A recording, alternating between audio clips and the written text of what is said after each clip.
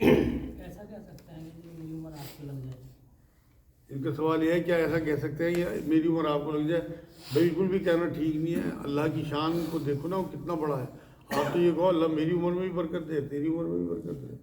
یہ اصل میں اللہ کی شان کو ہمارے سامنے ہونی چاہیے. ہمیں اندازہ ہی نہیں ہے. ہم اللہ کو یہ سمجھتے ہیں ہم جیسے ہو گئے تھوڑا سا ہم سے بڑھتی ہوگا. اللہ کی شان اگر میں بیان کر دوں آپ کے سامنے تو آپ رونگٹے کھڑے ہو جائیں. اتنا بڑا, اتنا بڑی کائنات کا مالک بنانے والا, کائنات کا تو عرض ہی نہیں پتہ کتنا عرض ہے. مطلب عرض تو بتایا قرآن میں لیکن لمبائی پتہ ہی نہیں کتنی ہے. تو اتنی بڑی کائنات بنانے والا, اتنی گلیکسیز, اتنے سولر سسٹم, تو وہ خود کتنا بڑا ہوگا اندازہ نہیں کر سکتا. شیعہ حضرات دیر سے روزہ کیوں کھولتے ہیں؟ یہاں شیعوں کے پیچھے کیوں لگ گئے؟ ان کا سوال یہ ہے شیعہ حضرات دیر سے روزہ کیوں کھولتے ہیں. بھائی قرآن کی ایک آیت ہے سورہ بقرہ آیت 187, اس میں اللہ نے کہا کہ روزہ پورا کرو رات ہونے تک. لیل کا لفظ آیا تو یہ اس لفظ کو پکڑتے ہیں اور یہ کہتے ہیں کہ جب اندھیرا ہو جائے ہم جب روزہ کھولیں گے. 8-10 منٹ لیٹ روزہ کھولتے ہیں صرف اس آیت کی وجہ سے, جبکہ اس آیت کا مفہوم جو ہے وہ سمجھنے کی ضرورت ہے. لیل النہار لفظ آئے قرآن میں, رات کے لیے لیل اور صبح کے لیے نہار, اور دو ہی وقت ہیں مغرب سے, کیونکہ وقت دوسرے دن کا شروع ہو جاتا ہے. تو اگر ہم دیر تک روزہ کھولتے ہیں تو پھر اس کا مطلب ہم دوسرے دن تک کا روزہ رکھ رہے ہیں. اسی لیے نبی نے کہا کہ روزہ کھولنے میں جلدی کرو. جلدی سے مراد یہ ٹائم ہوتے ہی روزہ کھول لو. آپ دیکھو نا آپ کا اسلامی دن جو ہے کب سے شروع ہوتا ہے؟ مغرب سے. تو جہاں مغرب کا ٹائم ہوا اور وہاں آپ کے روزہ کھولنے کا ٹائم ہوا. تو جو لوگ دیر سے روزہ کھول رہے ہیں وہ بھی شدت میں ہیں, اور جو لوگ پہلے کھول رہے ہیں اس چکر میں نبی کی اس حدیث کو بنا کے نا نذیر 5 منٹ پہلے 3 منٹ پہلے اذان دے دیں گے, وہ بھی روزوں کے مطلب توڑوا رہے لوگوں کے روزے. دونوں ہی ٹھیک نہیں ہیں. ایک سوال یہ ہے, لیڈیز گھر میں تراویح پڑھتی ہیں تو ان کا سوال یہ ہے کہ وہ 4 رکعت نماز کر کے اور سلام پھیر سکتی ہیں یا 2 میں ہی سلام پھیرنا؟ ان کا سوال یہ ہے کیا لیڈیز 4 رکعت کی نیت باندھ کے سلام بھیج سکتی ہیں, یہی سوال ہے. بھائی نفلی جتنی بھی عبادات ہیں سوائے صلاۃ التسبیح کے 2 کی رکعت باندھی جاتی ہے. یہی سنت طریقہ ہے. لیڈیز ہو یا جینٹس ہوں سب کو نبی کے طریقے پہ چلنا ہے. 2 کر کے پڑھو, اس میں دقت کیا ہے؟ کوئی بات نہیں. اگر کوئی معذور ہے اٹھنے میں دقت ہے وہ بیٹھ کے پڑھ لے, نفلی عبادت ہے. اچھا, یہ تراویح جو ہے یہ سنت ہے یا نفل؟ ان کا سوال یہ تراویح سنت ہے یا نفل. بھائی یہ میں بتا چکا کہ یہ نفلی عبادت ہے, سنت بھی نہیں ہے. نبی نے صرف 3 دن پڑھی, اس لیے آپ اسے سنت کا نام دے دو. نہ یہ فرض ہے, نہ یہ واجب ہے, نہ یہ سنت موقدہ ہے. میرے نزدیک تو زیادہ بہتر وہ نماز ہے جو نبی نے پورے سال پڑھی, اور وہ آخری وقت کے 11 رکعت ہیں. 8 2 کر کے اور پھر 3 ایک ساتھ, یا پھر 10 2 کر کے اور پھر 1 وتر. تو اس طرح سے نبی کی جو بڑی سنت ہے وہ تو یہ ہے. لیکن کیونکہ لوگ اس ٹائم نیند کے غلبے میں ہوتے ہیں, اٹھ نہیں پاتے, تو اس لیے یہ سہولیت دیتی کہ رات میں آدمی تراویحوں کے بعد قرآن سن لے. کم سے کم سال میں ایک بار دور ہو جائے قرآن کا, اور کھڑے ہو گئے قیام میں اللہ کا کلام سننا غلاموں کی طرح ہاتھ باندھ کے. بڑی سعادت کی بات ہے. بہت مطلب غور و فکر اور مطلب تیاری کے ساتھ سنا کرو, رمضان کی تیاری کے ساتھ, انتظار کے ساتھ اور دل لگی کے ساتھ. مطلب 27 رات یا 29 رات کا کلام پاک سنا کرو, جلد بازی کچھ نہیں. اور اگر ہمت ہو تو میں نے پھر وہی بتایا جس مسجد میں 8 رکعت ہوتی ہیں وہاں سنا کرو, وہاں زیادہ دل لگتا ہے. وہ پڑھتے ہی بہت اچھا ہیں. اہل حدیث حضرات ہمارے ہاں تو ہے نہیں, یہاں مسجد ایک ہی ہے شہر, باقی تو اور جو شہر ہیں اگر آپ وہاں پڑھیں گے تو بہت لطف آئے گا. لیکن ہمت چاہیے اس کے لیے, کیونکہ اچھی خاصی لمبی ان کی رکعتیں ہوتی ہیں. ایک بھائی کا سوال ہے کہ اپنے بچوں کو حفظ کرائیں یا اصلی اعلیٰ تعلیم دلائیں؟ ان کا سوال یہ ہے کہ حفظ کرائیں یا اصلی اعلیٰ تعلیم دلائیں. بھائی میرے نزدیک تو اب حفظ کی اتنی ضرورت نہیں رہی جتنی پہلے تھی. مطلب پہلے تو اس طرح کے آلات اور اس طرح کی ٹیکنالوجی نہیں آئی تھی کہ قرآن کو جو ہے وہ حفاظت کی جا سکے. کیونکہ قرآن میں اللہ نے وعدہ کیا کہ میں نے نازل کیا میں اس کی حفاظت کروں گا, تو وہ حافظوں کے ذریعے. لیکن اب تو بہت زیادہ ٹیکنالوجی بڑھ چکی, تو میرے نزدیک اب تو قرآن سمجھنا, دیکھو قرآن حفظ کرنا نفلی عبادت ہے, لیکن قرآن کو سمجھ کے پڑھنا, اسے زندگی میں اتارنا آپ کے لیے فرض ہے, فرض ہے. بنا اس کے آپ تو اپنے بچے کو آپ اعلیٰ تعلیم دلاؤ اور بچپن سے اسے قرآن کی تعلیمات بھی شروع کرا دو, جس سے کہ وہ براڈ مائنڈیڈ ہو کے اس اعلیٰ تعلیم کی وجہ سے قرآن کو سمجھنا شروع کر دے. पढ़े लिखे लोगों की तरह आगे ज़िंदगी बढ़ाओ। ये पूरी की पूरी फ़ौज हाफिज़ों की मेरे पास रोज़ आते हैं लगभग, जो पूरी तरह 5 नमाज़ें भी नहीं पढ़ते, और मतलब तो पता नहीं कितने हराम कामों में लगे हैं। ब्याज में तो ज़्यादातर लोग मैं देख रहा कि वो हिफ्ज़ करे हुए हों, दाढ़ी रखे हुए हों, टोपी लगाए हुए हों, ब्याज पे ज़्यादातर लोग पैसे ले लेते हैं। किसी न किसी तरह गाड़ी फाइनेंस करा लेंगे, घर के लिए एजुकेशन लोन ले लेंगे, या घर के लिए लोन, मतलब किसी न किसी तरह से अगर कुछ भी ना हुआ तो उनकी जो ज़मीनें हैं उन पे कृषि लोन ले लेंगे, इस चक्कर में कि बहुत कम ब्याज है। भाई पेशाब तो चाहे पूरा गिलास हो या 2 बूंद हो, पेशाब तो पेशाब ही है। अच्छा ठीक है, लोन वाला सब्सिडी वाला लोन मिलता है जिसमें 1 लाख रुपए मिलता है, 75,000 देना, तो वो सही होता है? इनका सवाल ये सब्सिडी वाला लोन मिलता है क्या वो सही होता है? किसी भी कीमत पे सही नहीं होता। वो आपसे लिखवा लेते हैं कि अगर आपने टाइम पे ना दिया तो फिर आपको इतना ब्याज देना पड़ेगा। सब्सिडी तो गई। आप वो हदीस याद रखो कि सूद का देने वाला, सूद का लेने वाला, सूद का लिखने वाला, आपने लिख के दिया उन्हें ये बात, और सूद का गवाह, चारों एक ही ज़मरे में है। बच्चों के साथ मदरसों में गलत काम क्यों होता है? यार ये बड़ा अच्छा सवाल है, पहले ही आ चुका। मदरसों में बच्चों के साथ गलत काम क्यों होता है? असल में बात यह है कि वहाँ फैसिलिटीज़ जो है ना वो हॉस्टल की है। ये मदरसों का तो नाम लगा दिया गया, आप किसी भी बड़े इदारे में आप चले जाओ जहाँ हॉस्टल होंगे वहाँ तमाम बुरे काम हो रहे हैं। जब मेरे अपने बच्चे का एडमिशन हो गया, शारदा यूनिवर्सिटी है अभी नोएडा में, कोई मेरे ख्याल में 7-8 साल पहली बात होगी, जब वो मलेशिया से लौट के आया इंटर करने के बाद, तो मैंने उसका एडमिशन करा दिया। तो उसका पहले मेरे फीस भी जमा करा दी, मेरे ख्याल में 1.5-2 लाख रुपये फीस थी 3 महीने की। तो उसका अगले दिन फ़ोन आया कि पापा 4 लड़के मेरे साथ हैं हॉस्टल में, मेरे कमरे में, चारों शराबी है और चारों ज़िनाकार हैं। अब आप बता दो कि मैं पढ़ूँ यहाँ पे या नहीं। मैंने उसी दिन उसका एडमिशन कैंसिल करा दिया और उसे प्राइवेट फिर डिग्री करा दी और उसे बिजनेस करा दिया। मैंने ऐसी पढ़ाई से तो बहुत बेहतर है कि मेरा बच्चा ही हराम काम में मुलव्वस हो जाए। वो अल्हम्दुलिल्लाह आज बेहतरीन बिजनेस करता है, दिल्ली रहता है। तो ये तो हमें फैसले करने पड़ेंगे। ये मदरसों का नाम लगा दिया गया क्योंकि आजकल नेगेटिविटी है मुसलमानों के ख़िलाफ़, वरना हर इदारे में जहाँ भी हॉस्टल होगा वहाँ बुरे काम ज़रूर हो रहे हैं हर हाल में, क्योंकि वहाँ छूट ऐसी है, फैसिलिटीज़ हैं, और मासूम बच्चे तो कुछ बिगाड़ ही नहीं सकते। तो इसलिए मदरसा हो या कोई और हॉस्टल हो, स्कूल होगा, वहाँ पे मासूम बच्चों के साथ ज़्यादती होती है, उनका एक्सप्लॉइटेशन किया जाता है।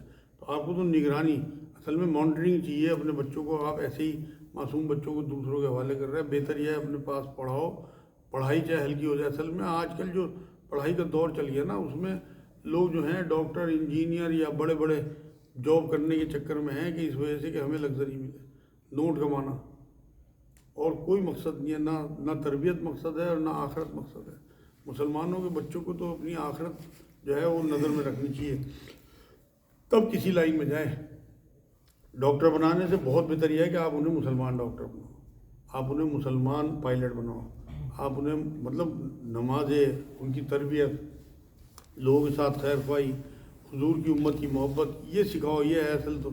ये क्या कि सिर्फ 5 स्टार होटलों में रहने के लिए या गाड़ियों का ज़ख़ीरा हो, बड़े बड़े आलिशान बंगले या मकान हो, इसके लिए पढ़ाई कर रहे हैं, ये कोई मकसद नहीं हुआ तो ख़त्म हो जाएगी यहाँ ज़िंदगी। ये कुरान की एक आयत में बिस्मिल्लाह नहीं आई, इसमें अल्लाह में क्या समझाना चाहता है?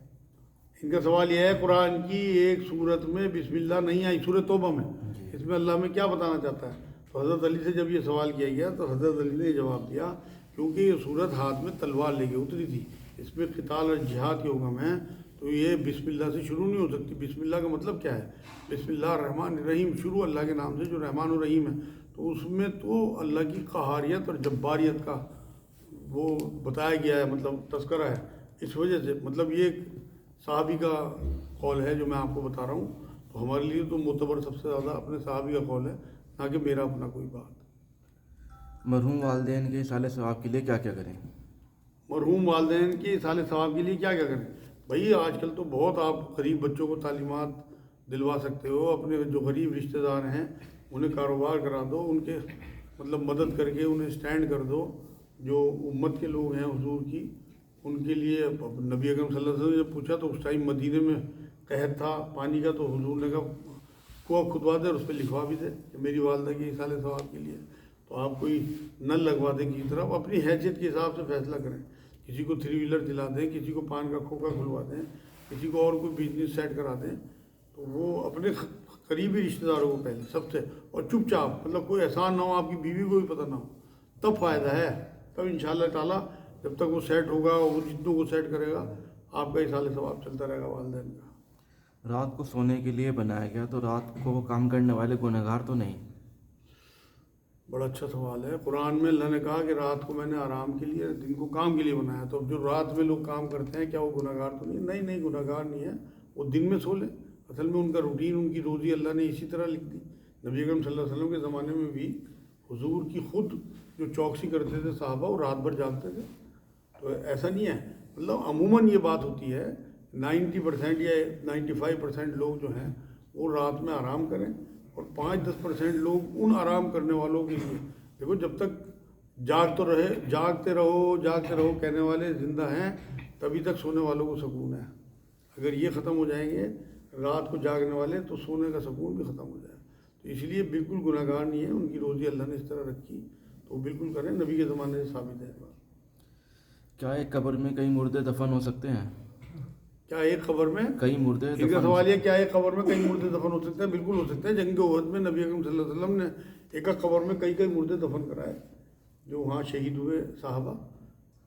تو ان کے تو کفن دفن بھی نہیں ہو پائے تھے، کسی پہ کوئی کپڑا.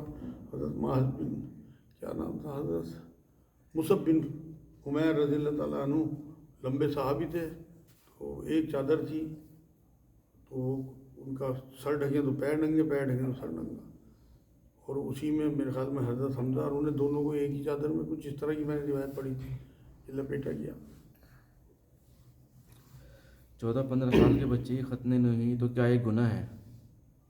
14-15 سال کے بچے کی ختنہ نہیں ہوئی، کیا یہ گناہ ہے؟ نہیں، کوئی گناہ نہیں. اگر کسی کمزوری یا مجبوری کی وجہ سے نہیں کرا پائے تو اب کرا دیں.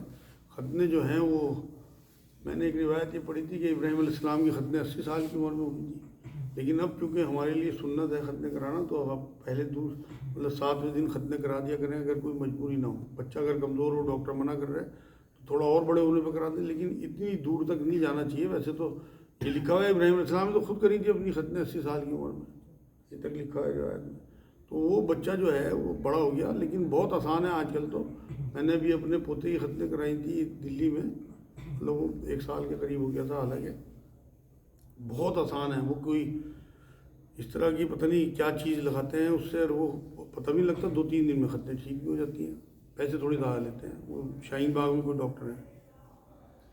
ایک سوال ہو رہا ہے آج کل کہ بھئی جیسے آپ صلی اللہ علیہ وسلم نے 3 دن پڑھی تراویح، اور ہم معاشرے میں پورے مہینے پڑھی جا رہی ہے.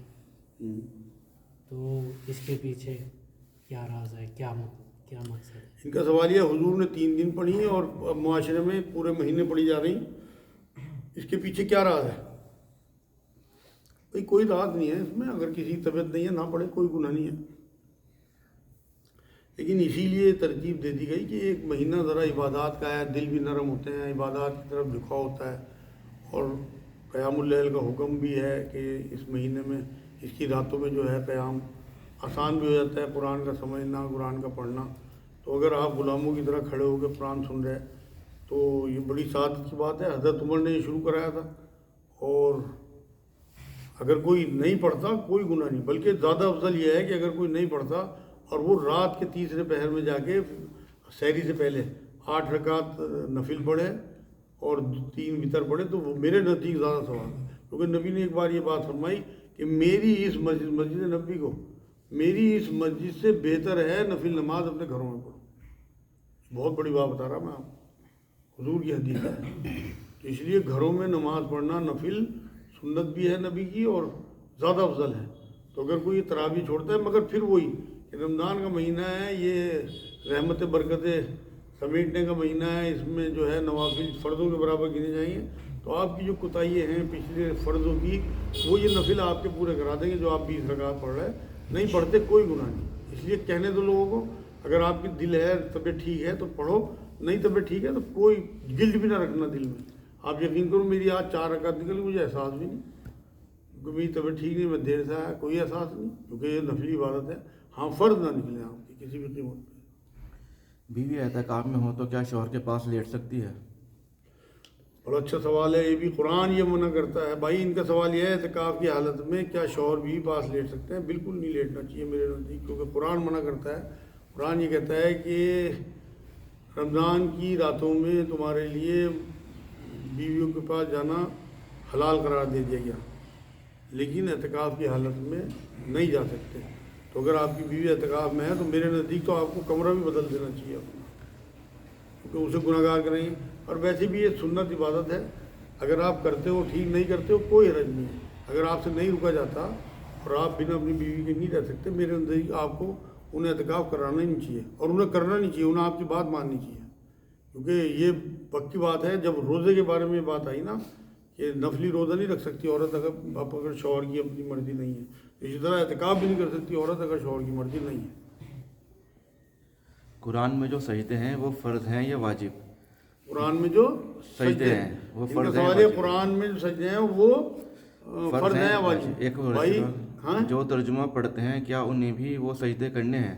اچھا، ان کا سوال یہ ہے قرآن میں جو سجدے ہیں وہ فرض ہیں یا واجب، اور ترجمہ پڑھنے والوں کو بھی سجدے کرنے چاہیے کیا؟ بھائی نہ فرض ہے نہ واجب ہے، سنت ہے. نبی اکرم صلی اللہ علیہ وسلم جب قرآن پڑھتے تھے، وہی اترتی تھی، قرآن پڑھتے تھے تو کہیں بھی ایسا معاملہ آتا تھا کہ حضور کی طبیعت چاہتی کہ میں اپنے اللہ کے آگے جھک جاؤں. اتنی رحمت و برکتوں کی کوئی آیت دیکھی اور حضور بے ساختہ سجدے میں چلے گئے. تو یہ وہ سجدے 14 سجدے قرآن میں ہیں. تو حضور کی سنت ادا کرنے کے لیے اگر کوئی کرنا چاہے کرے، بالکل، نہ کرے کوئی گناہ نہیں. اسی طرح ترجمہ پڑھنے والوں پہ تو کیونکہ حضور تو عربی میں پڑھتے تھے قرآن، اور جب سجدہ کرتے تھے تو عربی والے جو ہیں وہ کرتے ہیں لوگ. ترجمے میں تو کوئی مسئلہ ہی نہیں ہے، کرنا چاہو کرو، نہیں تو کوئی گناہ نہیں ہے بالکل.